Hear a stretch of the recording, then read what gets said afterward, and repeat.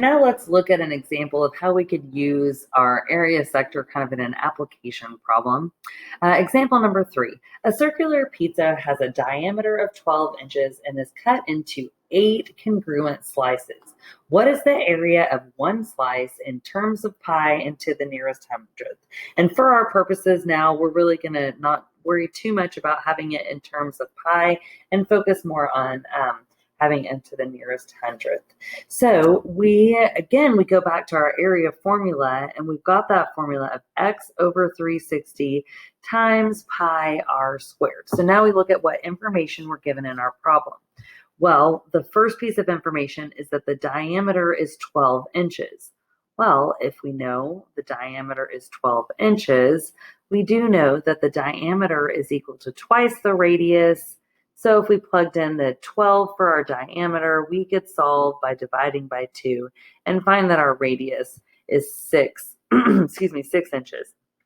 Now, there's our r, but we don't know what our x is in this case. Now, this is a different way to think about it. We don't know what our central angle is, but when it tells us that we have 8 congruent slices, when we are looking at one sector, instead of thinking about how we would plug into that portion of the portion of the circle, you're looking at how much we're taking of the pizza.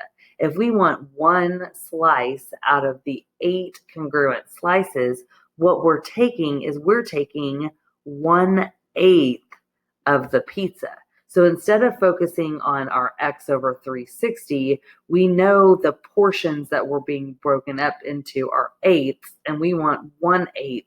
And then we're just going to take 1/8 and multiply that by the entire circle. And again, our radius was 6.